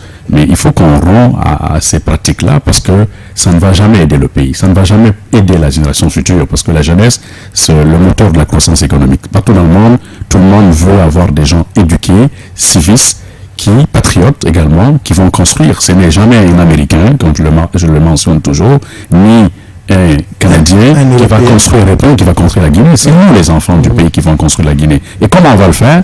Il faut retroucher les manches, il faut se respecter dans ce qu'on fait, soyons unis et travaillons pour le bien commun qui est notre patrie, la Guinée. Travaillons pour le bien de notre patrie qui est la Guinée. L'autre problème, l'autre dimension, un paradoxe d'ailleurs, on évolue aujourd'hui dans le cadre politique, on évolue avec la nouvelle technologie de l'information et de la communication, mais dans le cadre comportemental, on refuse d'évoluer avec les autres. Si les autres chez eux n'acceptent pas de jeter les pots de banane, les canettes dans la circulation, ça se passe bien chez les autres, mais nous, on préfère aller dans le cadre de revendications politiques avec les autres, comme ça se passe chez les autres, mais comportemental, on ne va pas avec. Est-ce que ce n'est pas aussi un paradoxe? Est-ce que ce n'est pas nous-mêmes qui refusons d'avancer? Oui, vous avez parfaitement raison, et j'ai rejoint Souleymane sur la question même. C'est pas un refus, au fait, hein, c'est pas un refus. C'est qu'on voit beaucoup de choses qui se passent comme ça, on voit juste la forme, ok, mais il y a le fond. C'est la vision des choses qui ont changé. Hein. Il y a le monde moderne maintenant qui vient. On ne peut pas revenir au système Touré, c'est l'ancienne technique, bâton et carotte. Hein. Donc ça, c'est dépassé au fait. Hein. Les pays d'Afrique, ils n'arrivent pas encore à intégrer ça. Je ne peux plus vivre sur la base des menaces, de dire, bon, si tu fais ça, j'ai un bâton. Ça ne marche plus. Il faut un système incitatif. C'est ça qu'on appelle le donnant-donnant aujourd'hui. Tout ce que nous devons construire doit être à base de ça. Ok. Moi, j'ai le déchet en main, il ne faut pas que j'ai intérêt à le jeter. Okay? Je vais me comporter mal dans la circulation. Il faut qu'il y ait un mécanisme qui soit construit qui fait que je n'ai pas intérêt même à forcer la circulation. Je prends un exemple. Ça a beaucoup été utilisé dans les assurances. Okay? Les automobilistes, nous en Europe par exemple, on s'assure, mais en priant le bon Dieu de ne jamais faire l'accident. Et pourtant, ils ne sont pas derrière nous. Mais la base de cette politique-là, c'est la politique incitative qui a été construite. Je te laisse aller, comporte-toi comme tu veux, mais si tu fais comme ça, voilà, ça te ramène à faire comme ça. Ok? Donc toi, tu deviens le gardien de la chose. Donc, parlant dans ce cas-là, si je le ramène à l'insalubrité, il faut la première action de toutes les façons qui sera publique. Okay. Il faut nettoyer. La première personne à nettoyer, à donner l'exemple qu'on doit nettoyer, mettre dans une poubelle, ça va être l'État. Il doit le faire une fois, deux fois, plusieurs fois avant qu'on le suive. Okay. Donc c'est cette dose-là qui manque. L'action, elle est là, ils ont fait, mais au fait, ce n'est pas suffisant, si vous voulez. Le jour qu'on aura le bon seuil, vous allez voir que les comportements vont commencer à changer. Deux invités, mesdames et messieurs, ici dans ce studio et sur ce plateau, Souleymane Ba, président de l'association des Guinéens résidents au Québec, et Diané Kaba, chef d'entreprise. Avec ces deux, nous sommes en train de faire la relecture de la situation sociopolitique du pays. Avant d'aborder l'insécurité, on va s'intéresser à la gouvernance actuelle. Alpha Condé est à la tête du pays depuis maintenant 7 ans, un président démocratiquement élu, vu de l'extérieur. Comment vous trouvez sa gestion? Mais il y a des bonnes choses qui ont été faites, mais je pense qu'il y a beaucoup de priorités. La question que vous avez posée tantôt, c'est l'insécurité. L'insécurité, on a aussi parlé également que les gens veulent du changement, mais il n'y a personne qui veut amorcer le changement. Personne ne veut changer. Alors, je pense que tout chef d'État, il a un programme politique qu'il faut respecter. Premièrement, dans tous les États, c'est l'employabilité, et puis s'occuper de la jeunesse, l'éducation, la santé, la sécurité. Il y a plein de facteurs comme ça. Quand tu as un programme politique et que tu le respectes, donc tu essaies de le biffer comme, disons, une feuille de tâche que tu biffes, à mon avis. Alors, aujourd'hui, il y a beaucoup d'urgence dans notre pays. On parlait de l'insalubrité. Comment lutter contre l'insalubrité? On fait beaucoup d'étages ici, des hôtels, tout ça. On n'a pas de route. Il y a des préalables, en fait. C'est pas mauvais en soi, mais je pense qu'il faut écrire 1, 2, 3. Mais aujourd'hui, je pense qu'on se mêle dans nos priorités parce qu'il y a beaucoup d'urgence. Je suis parfaitement d'accord. On parlait tantôt, Kaba a mentionné que pour lui, il ne faut pas la sanction. Un état de droit, partout ailleurs, il parlait de principe d'utilisation en assurance. Ce n'est pas le cas ici parce que ces gens-là, nos pays, les gens ne connaissent même pas c'est quoi l'assurance. Dommage, par exemple, que tu fais un accident, responsabilité, après il y a une prime qui augmente. On n'est pas rendu à cette étape-là, il y a beaucoup d'étapes à faire. Je pense aujourd'hui, mon regard sur le pays, il faut focuser sur les priorités. Et c'est quoi? L'eau, l'électricité, le transport. On a la chance d'avoir l'océan à côté de nous. Le transport maritime, c'est les facteurs de croissance économique énormes dans certains pays où sont quasiment désenclavés. Alors, mon constat, oui, il y a des choses qui ont été faites, mais il y a beaucoup à faire parce que les priorités n'ont jamais été atteintes. Honnêtement, je ne sais pas, je n'ai pas regardé le programme de M. le Président, mais je pense que quand on est politicien, il faut juste regarder est-ce que la liste d'épiceries a été atteinte, à mon avis. Est-ce que les jeunes sont employés? On a plusieurs milliers de jeunes qui terminent l'université aujourd'hui. Ces gens-là n'ont jamais d'emploi. Ils ont un espoir qui est bafoué. On ne se dit même pas ils ne pensent même pas à leur avenir. À mon avis, c'est ça, M. Condé. Allez-y. Alors, au point qu'on nous amène aujourd'hui à avoir ce concept dans la tête, la priorité prioritaire. Si on sait que c'est il faut savoir la priorité prioritaire. Est-ce qu'aujourd'hui, le problème est-il lié à l'immensité des défis ou des priorités ou à la volonté politique? Vous savez, la volonté politique est vraiment fondamentale là-dedans, ok. Du point de vue, pour faire un jugement, moi je ne me suis pas tellement intéressé à la politique jusqu'à ce jour. Si on me dit de l'apprécier, je vais aller factuel.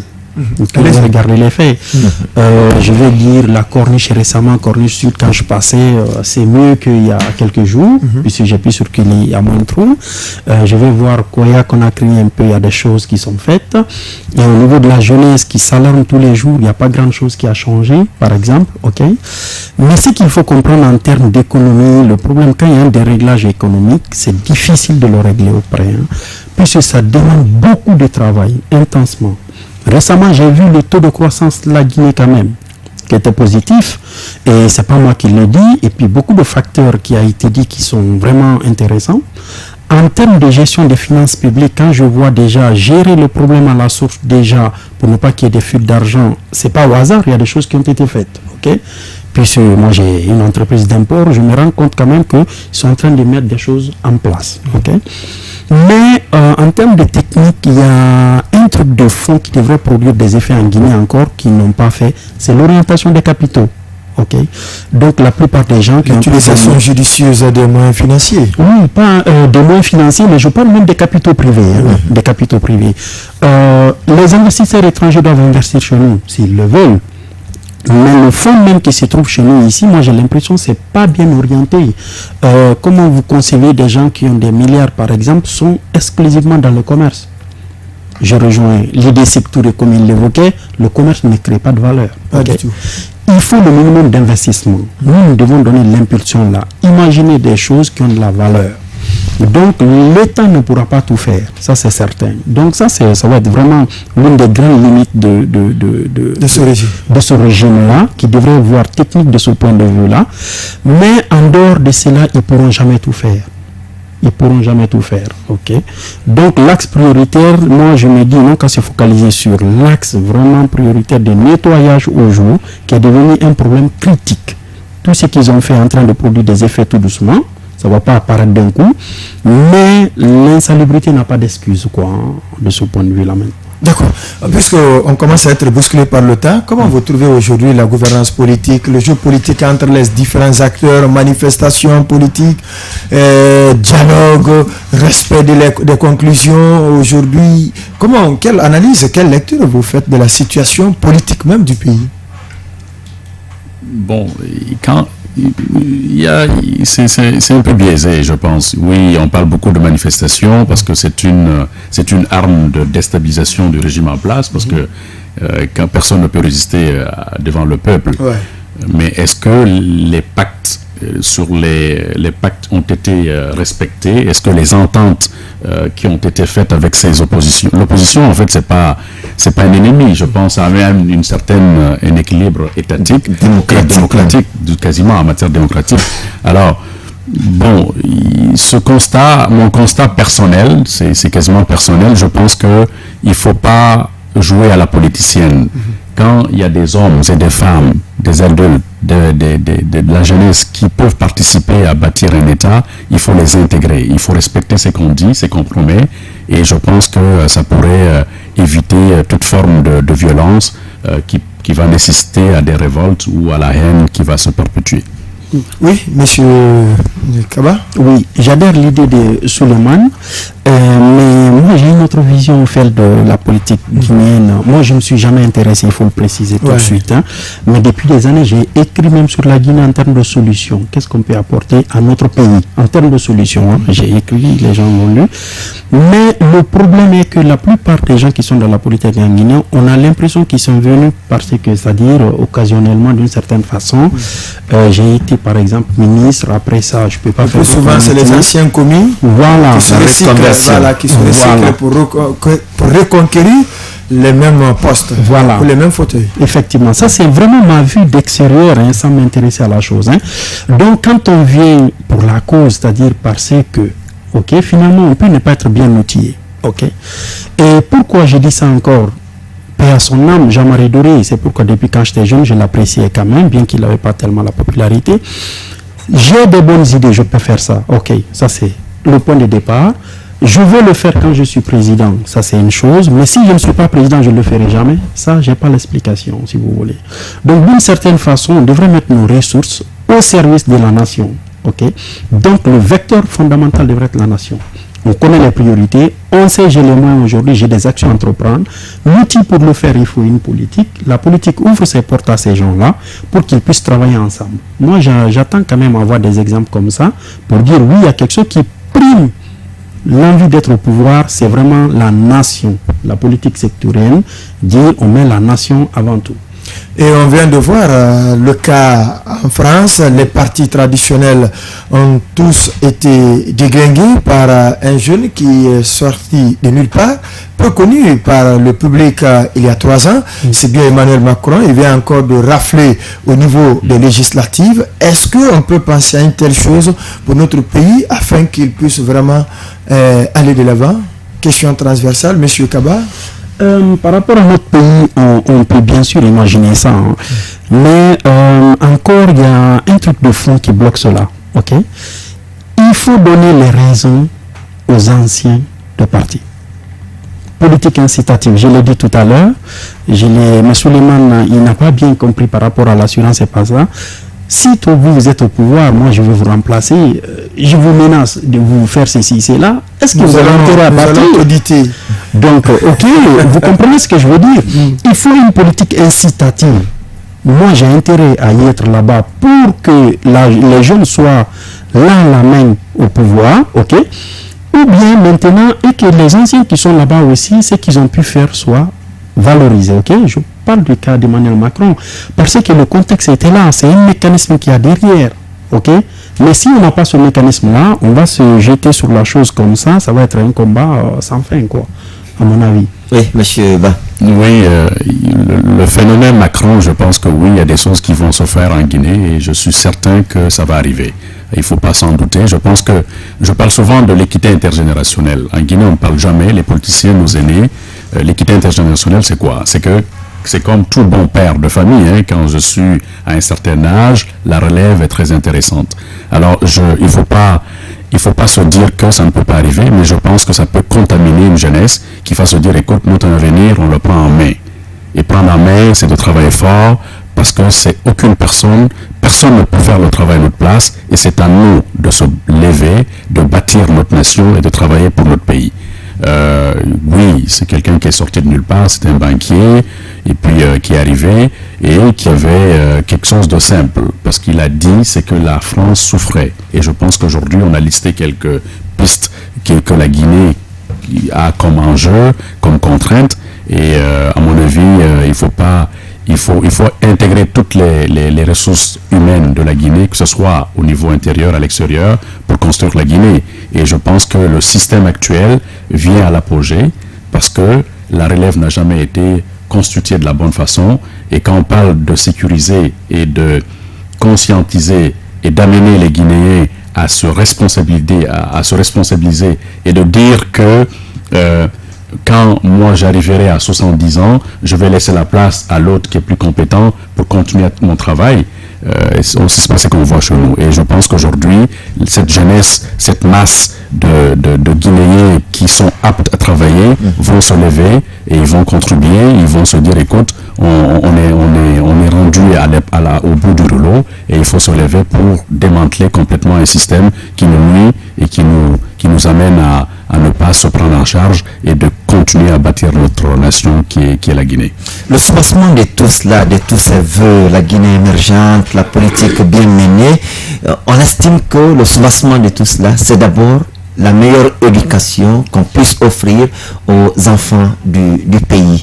Aujourd'hui, est-ce que vous pensez que cette éducation, elle est sur la bonne piste? Est-ce qu'on peut espérer aujourd'hui avec ce système éducatif de notre pays?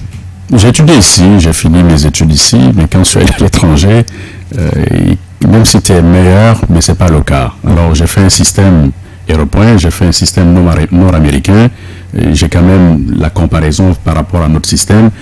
Je pense que la base n'est pas au niveau. Ça, il faut le dire. Alors, et on parle, souvent on dit éducation est égale à emploi. Hein. Alors, vous parlez du Sénégal, j'ai plein d'amis qui sont sénégalais, burkinabés, camerounais, togolais avec qui j'ai étudié et qui travaillent. Mais aujourd'hui, tu prends un Guinéen et tu le mets à la même place que ces gens-là. Si il sort franchement de l'université et que vous fassiez, disons, une compétition, c'est pas évident que ce Guinéen passe. Ça, on le sait. Alors, comment améliorer ce système éducatif? Parce que c'est le moteur de la croissance économique. On ne peut pas lutter contre la pauvreté si on n'a pas une société éduquée. Ça, c'est indéniable. Alors aujourd'hui, on entendait tantôt le ministre qui parlait de ces outils-là. Je pense qu'il faut focuser sur la base. La Côte d'Ivoire, c'est la chance qu'ils ont à côté. Ces jeunes-là sont bien formés au bas, à l'âge du préscolaire. Et je pense que il faut aller dans ce sens-là. Il faut travailler fort. Il faut amener un système qui nous ressemble à nous et qu'on peut se comparer aux autres tout en essayant d'être juste dans l'évaluation de ces étudiants et de ces élèves-là. Mais si moi, tu es mon ami, mon enfant n'a pas fait les bons résultats, je viens te demander, peux-tu le faire passer? Je nie le pays et je condamne la génération future et l'accroissement même de notre État. Alors ce côté-là, on le sait, hein, c'est ce qu'on vit ici. Et l'autre chose aussi, on voit aujourd'hui qu'il y a beaucoup d'écoles privées. Est-ce que le ministère de l'enseignement préuniversitaire ou les universités privées qui sont là, est-ce que ces universités sont accréditées? Comment les accréditer? Ça, c'est un autre phénomène qui est très dangereux à contrôler dans notre pays parce que ces gens-là, ils payent pour avoir un diplôme. Mais est-ce que ce diplôme qu'ils payent est compétitif au plan international? Parler de compétitivité. C'est une question. Alors, je pense que ce côté-là aussi, c'est un autre phénomène très, très complexe pour l'avenir de notre pays parce que j'ai beau d'avoir un papier, mais la culture du pragmatisme en Amérique du Nord, c'est quelque chose que j'adopte parce que tu as beau avoir un doctorat, mais si tu n'as jamais travaillé, ça ne sert à rien. Peut-être la théorie, mais la théorie ne peut pas construire des choses. Alors, ces deux phénomènes-là, il faut travailler là-dessus. Il faut que l'État surveille ces universités, ces écoles privées, s'assurer que les jeunes, c'est qu'on les inculque comme idéologie, comme éducation et nécessitant pour l'avenir de notre nation. Le système, il est certes du gouvernement, mais de l'autre côté également, il y a aujourd'hui un slogan dans nos écoles quand on dit que ceux qui devaient étudier ont déjà étudié. La conscience individuelle elle-même, on a l'impression qu'elle n'existe plus. Oui. Vous avez parfaitement raison, mais après ça, c'est une responsabilité partagée en termes d'engagement. Moi, je l'ai tout le temps dit, même mes amis qui sont à l'étranger, moi-même j'ai vécu là-bas pendant un certain moment, on est arrivé. Le tout n'est pas de dénoncer, il faut raisonner en termes de solutions. Okay? Quand je vois en termes de solutions, il faut faire quelque chose à la base. J'ai dit à tous mes amis, si vous avez des actions à entreprendre aujourd'hui, il faut faire quelque chose dans l'éducation. Moi, aujourd'hui, je fais l'éducation, la formation extra-universitaire. Même si je forme 2 ou 3 personnes, je suppose que déjà ça permet de freiner la chose. Okay? Mais parlant du système éducatif en lui-même, moi je suis sorti du système, je suis parti, j'ai jamais fait une session à l'étranger. Hein. J'ai fait des études très dures quand même, de monnaie finance où vraiment c'était costaud, mais j'ai jamais fait de rattrapage. J'ai tout le temps fini à temps, je suis parti travailler pour les 3 mois, reprendre mes études encore. Donc il y a le problème de la personne aussi qui va rentrer en jeu. Alors que je suis venu du système guinéen, ok? Donc dans ce cadre-là, et ce qu'il faut dire tout de suite quand même, c'est de former les professeurs. Encore une fois, je reviens à mon idée du système incitatif. Il faut inciter le secteur de l'enseignement pour que les gens qui ont la tête partent vers ce domaine. On ne peut pas les forcer. Bâton, carotte, ça ne marche plus. Il faut une politique incitative. J'ai intérêt à aller dans ce domaine-là parce que. Il faut trouver ces raisons-là. Okay? Sinon, aujourd'hui, quand tu vois des jeunes en face de vous, vous avez besoin d'une personne, on vous présente 25, pour recruter une personne, c'est extrêmement difficile. Okay? À défaut d'être bons, ils sont dans un système de syndicats, de groupes de pression d'une certaine façon pour aller dans la grande poussée comme ça, passer le filet, quoi. Vous voyez? Mais au fait, il n'y a pas la matière derrière. quelque part, c'est de leur faute, quelque part, c'est pas de leur faute. Donc, en termes de solutions, il faut tout de suite, à la base, commencer à envoyer des bonnes personnes. Voilà, à présent, on va aller avec les auditeurs et téléspectateurs. Vous qui avez suivi cette émission, qui avez écouté via la télévision Africa Today ou la radio Chérie FM, vous pouvez commencer à nous appeler sur les deux numéros du stand, le 666 99 99 30 ou le 666 99 99 31. Le premier est déjà en ligne, Diallo Mamadou Siradio de Flamadina. Siradio, bonjour. Bonjour M. Gadi Mohamed Kamara, bonjour M. Abakar Kondé et bonjour à vos deux invités. Aujourd'hui, j'ai eu la chance d'écouter des cadres qui se mettent, qui parlent de développement, qui parlent d'intérêt général. Je les remercie et je les encourage. Moi, je voudrais leur poser une question.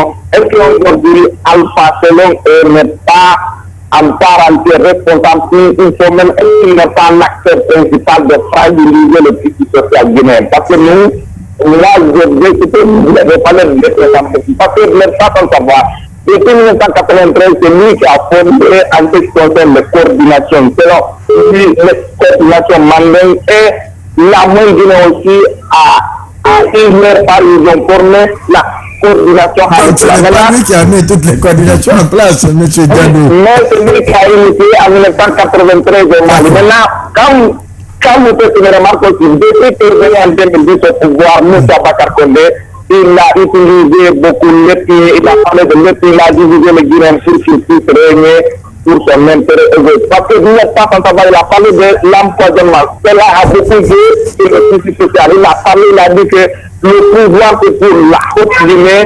la primature c'est pour la basse Guinée, il renvoie la moindre Guinée. On vous a largement compris, M.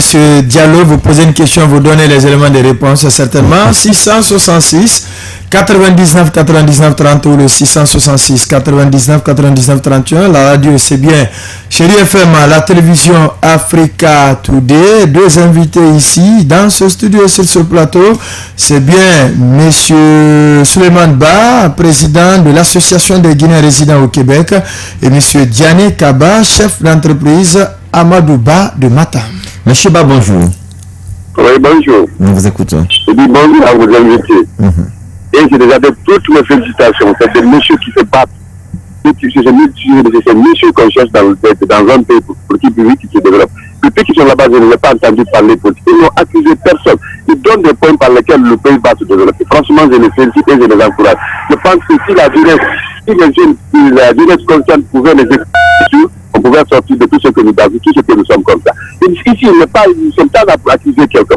C'est nous qui devons nous accuser, parce que ce n'est pas Alpha Condé qui a insulté le système. Ce n'est pas, vous l'avez tout dit, parce que c'est le système, c'est des anciens qui veulent se recycler en politique, qui ne veulent pas que la jeunesse revienne.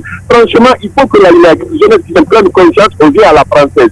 On rejette tout ce qui est géré le pays là, même si c'est Alpha Condé, on rejette tout, on va à la Macron. Ça, des choses que moi je fais. Les jeunes qui sont en train de parler à la radio comme ça, ça c'est des intérêts qui se sont battus sur tous les plans. Ils sont privatisés, personne n'a cessé à travailler à la fonction publique. Mais aujourd'hui, ils se souffrent. Mais le mal chez nous, tout le monde veut être fonctionnaire à la fonction parce que là-bas, même si tu ne connais rien, on t'utilise, on te paye. Franchement, je suis très satisfait de leur débat. C'est un débat instructif. Franchement, d'accord, merci à vous, monsieur Ba. Je voudrais poser une question là. Surtout le monsieur Ba là, avec son association en France, est-ce que c'est une association communautaire ou une association de tous les Guinéens dont il est président? D'accord. Merci beaucoup. Merci beaucoup. Vous aussi, vous n'aimez que ceux qui insultent dans les radios. Parce que le plus souvent, c'est comme ça, quand on invite des gens pour venir débattre des questions sérieuses, des thématiques intéressantes, très peu interviennent. Mais si on reçoit pourtant des gens qui savent tenir des propos incendiaires, là, les téléphones parfois... on a du mal à prendre tout le monde. Tout à fait. On va répondre déjà à la première question parce qu'on est très très bousculé. Oui, la question vous est destinée à deux. Est-ce que pour vous, Alpha Condé n'est-il pas l'acteur même de la fragilisation du tissu social de notre pays aujourd'hui? Oui, la question est là, vous devez vous commencer. Mais monsieur Alpha Condé, à cette question-là, moi chaque fois il y a une question, je me pose tout le temps la question, est-ce qu'il a intérêt à le faire? Hein, je me pose tout le temps la question là, avant d'aborder. Mais en même temps, quand on est chef, on est tout le temps responsable. Hein, on ne peut pas dire autrement. Donc là-dessus, j'ai vraiment pas une idée précise pour le dire. Mais c'est étonné que ça soit lui quand même. Ah bon? Oui. Pour vous, il ne joue aucun rôle en tant que clé de voûte des autres institutions, le président de la République? Vous savez, il faut voir la source de frustration des gens. Avant Alpha Condé, une autre source a été donnée par M. Diallo, la question d'eau empoisonnée. D'eau empoisonnée, il y a la mise en place de la coordination Mandeng en 1993, je crois. Oui, vous savez, la coordination, parlant de la coordination, l'eau empoisonnée, je prends ça comme séquentiel, c'est un événement qui s'est produit et puis c'est passé, ok? Ça, c'est tout ça dans le jeu politique. Mais en parlant de coordination, moi j'ai une autre vision de la chose, et c'est pas sur quelle base ils l'ont instauré. Aujourd'hui, on devrait même insérer dans cette logique-là, même les carmogos des pays-là, puisque tu vas voir la plupart des cadres, quand un carmogo dit saute au plafond, il va sauter, vous comprenez? À la base, certains vont prendre même des décisions qui ne sont pas rationnelles, ok? Parce qu'ils sont conseillés comme ça, comme ça. Le fait d'intégrer nos valeurs dans notre politique, c'est vraiment intégrer la réalité dans la chose. Okay. Moi, je peux prendre ces groupements-là sous ce angle-là. Okay? Une fois encore, je ne sais pas sur quelle base ils l'ont instauré, okay? Mais je n'ai pas une critique vis-à-vis de cela, puisque c'est sur une valeur. Monsieur Ba. Oui, alors, je pense que l'auditeur a déjà répondu à sa question. Je ne suis pas de la même façon que Monsieur oui. Justement. Et quand on est chef, on assume tout. Ouais. Et quand il y a des constats, il faut les assumer. Alors là, en politique, il y a des stratégies pour arriver au pouvoir. Tout le monde le sait. Tous les gens qui ont fait de la politique, ils savent comment ils accèdent au pouvoir. Alors quand ça arrive, on fait de la réconciliation. Alors est-ce que ça a été bon escient? Est-ce que c'est une stratégie qui a été appliquée pour arriver à mêler les Guinéens? Et ça, il faut le dire. Et je pense que ce n'est pas utile pour le pays. On n'est pas là pour dénoncer, on est là pour construire. Quand je fais une erreur, je demande pardon, comme il a dit. Et je construis sur la base d'un fondement solide et constructif. Et sincère. Et sincère. Alors voilà, c'est ma réponse à cette question. L'association à la tête de laquelle vous trouvez également communautaire ou non, justement, c'est ça. C'est une association comme toute association à but non lucratif, politique. Mais en arrière, c'est des gens quand même très engagés politiquement, économiquement, socialement, communautairement. Alors voilà, on est très engagé. Actuellement, au Québec, il y a eu 2 Guinéens qui ont été tués. Après cette intervention, je vais rencontrer quelqu'un pour faire depuis le forage dans leur ville natale, dans une perspective communautaire qu'on a financée au Québec. Oui, on est des gens engagés. C'est des gens qui veulent retourner au pays, qui veulent apporter pour la patrie. Et pourquoi pas un mouvement un jour, on ne sait pas, mais il y a des gens qui y pensent. Et je pense que toute personne de bonne volonté qui veut soutenir des arts d'action, on est les bienvenus de travailler ensemble. Le mot de la fin. Vas-y.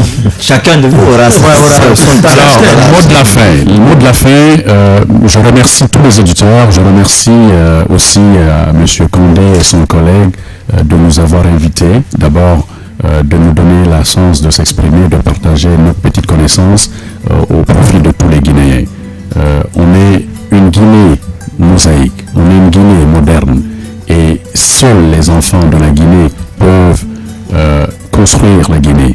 Et n'oublions pas, ce que nous vivons actuellement, il y aura toujours un temps qu'on va penser du passé.